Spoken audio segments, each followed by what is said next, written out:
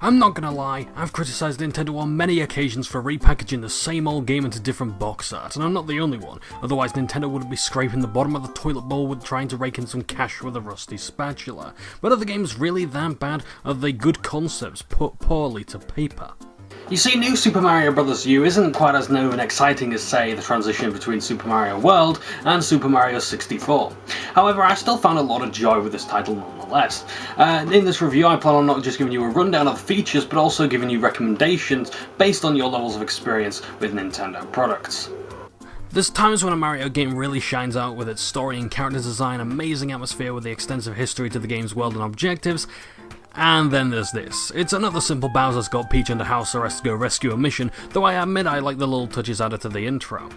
What immediately caught my eye was the stunning visual quality as well as the game's performance. Running at a silky smooth 60 frames per second even on the gamepad, Bros. U is also a mouth-wateringly beautiful game to look at, and this is just a sample of what's yet to come. It's a shame that with my recording device you can't fully appreciate it though. This is one of the few games I've played that had my jaw drop from the main menu itself, further proving, if proof were needed, that in this day and age a great art style is often preferred to graphical fidelity.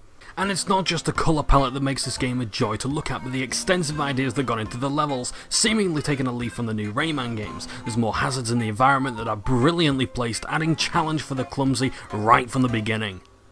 Each of the Mario games seems to add new ideas in terms of moving platforms and modes of transportation, but this one goes into overdrive with those ideas. It seems that every stage has a challenge never before seen in previous levels, and it takes some digging to find them in earlier Mario games.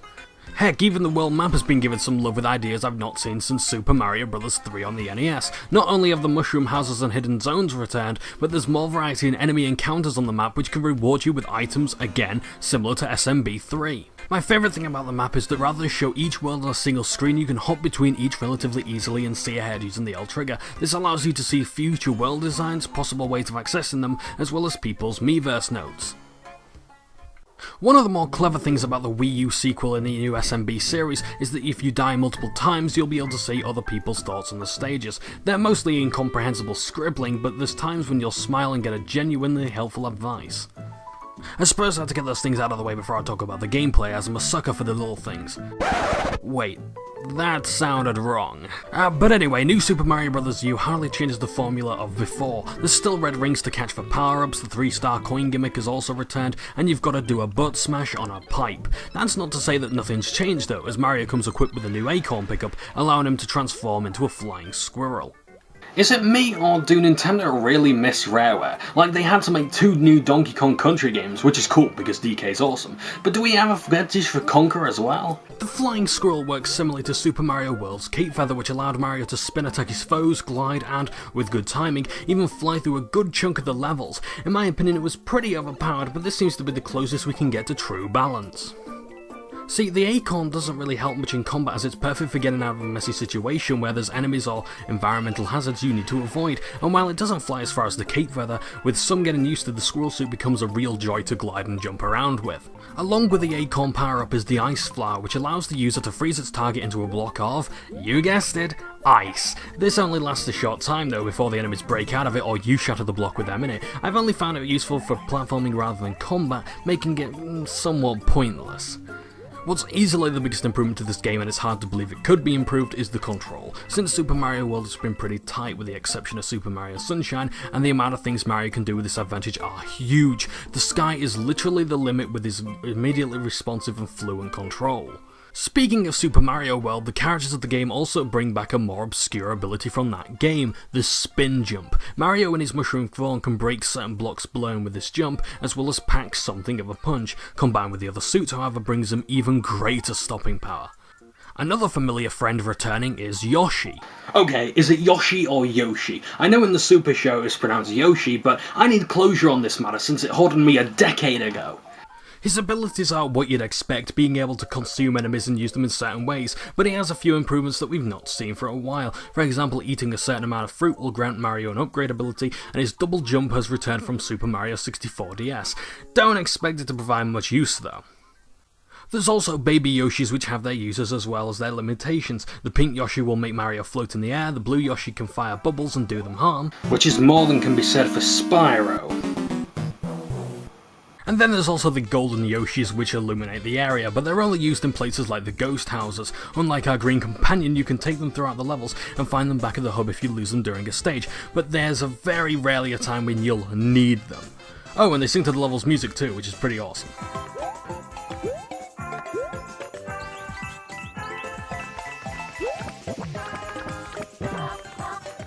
There's really not much else to Mario himself, but it's everything else that steals the show. Although there's new enemies and returning favourites, there's still very little variety and each world goes on long enough for its natives to become pretty repetitive. At least the bosses are interesting, for the most part. The Koopa Kids could be fairly tough, much like their SNES styles, but their strategies are easy to nail down after they show the first wave of abilities, with the castle stages before them spice things up with each world. It's just that their boss fights are usually erratic. Not only have the castles seen a lot of attention, but the worlds as well. Sure, they're familiar, and having played the DS prequel to this game, I'm kinda tired of the worlds already, but that doesn't mean they don't use what they've got to the fullest. And it seems there always seems to be something done in this game. Unlocking the entire map took me 10 hours with very few breaks, but it's loaded with objectives. The lobby is dynamic, providing loads of chances to obtain new items from the vase of Nabbit the Rabbit, or by bumping into enemies as you navigate the land. The 3-star coins goals get more and more challenging as the game goes on, and I'm sure you'll have plenty left over by the time you reach Bowser. While it doesn't mean you want to play the game anymore, it's still a good excuse to go back to your favourite levels and breathe it all in again.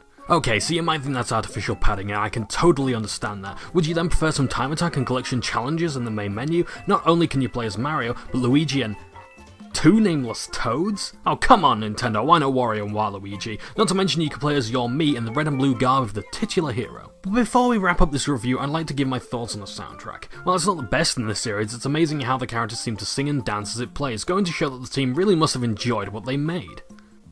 What I adore the most is the sound effects, as powering up as well as the enemy sounds of defeat have never been better. Adding to that the speakers of the gamepad, and you've got some deep and impactful effects that give the combat some well needed oomph.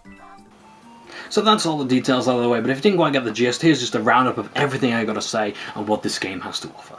New Super Mario Bros. Isn't so much a sequel to the series as a celebration of platforming as a whole. Bringing the usual new additions and holding back some for a later title, the game combines many of the older game's elements to make what seems to be a tribute or an amalgamation of Mario.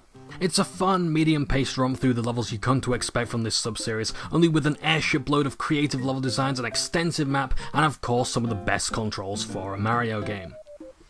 If you're exhausted by any of the other new SMB games quickly, this might not be the one for you, as at its core it's still the same game. It relies too heavily on old tricks as a side-scroller and doesn't take a hard enough look at SMB3 and World, so that's something to keep in mind too.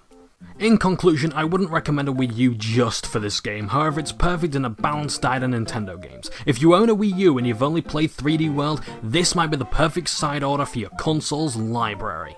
I know I've not talked about the DLC Super Luigi U, it's just that I don't own it, so I can't really comment on it just yet. We will get round to that at some point, it's just that we've got other games besides Mario to be playing. So until the next time, I'm Johnbonne, your number 2 source for number 1 games. And I'll be seeing you again soon. Ta-ta for now. Hey, what's up? It's Johnbonne here. Thanks very much for sticking out until the end of the video. I really appreciate it, and I hope you enjoy the review. I assume you enjoy the review if you've made it this far. Otherwise, you probably would have left and done something else, like do something constructive. But still, thanks for watching anyway. If you liked it, please give me a thumbs up in the section below. I really appreciate it, and it tells me what you guys like and what you don't like, and also put in the comments what you do and you don't like, so I get a much better idea of your likes and your dislikes. If you want to, you can subscribe to the channel. That would be much appreciated. And if you don't know, if you're not sure if you want to subscribe, please share the video with someone else, like on Twitter or Facebook, and you might know someone else who might like this video, and I'd like to help them out and give them some joy, which is always nice, really. I find quite a few people through referrals. I don't sort of just go on YouTube and automatically find them. People have to put in the comments below, hey, if you check this guy, he's really cool, and I've discovered that through many times. Also, people can PM me, so if you want any advice for reviews or any sort of recommendations for other critics, feel free to PM me, and I'll give you quite a long list of people who you should be asking for information and for decent content. So again, thanks very much for liking. Have a pleasant day. I'll leave you now. And by the way, you can click on these little boxes that I got here. I don't mind being interrupted. You'd have to listen to me all through this. It's just if you want to click on those are for older reviews, like the Greasy Gamer reviews, and there's one there which should be the Wii U review as well, which I had a lot of fun with. So I'm going to get off now. I'll see you guys later. And if you want to see any sort of other future reviews for the Nintendo Wii U or the Wii U or Game Boy Advance on other Nintendo consoles, let me know in the comments below. I'll be doing this. Also, top 9 lists as well. I need some more ideas for those. So again, comments below. Put down your suggestions. Thanks very much. I'm going to get off now. Ta-ta for now.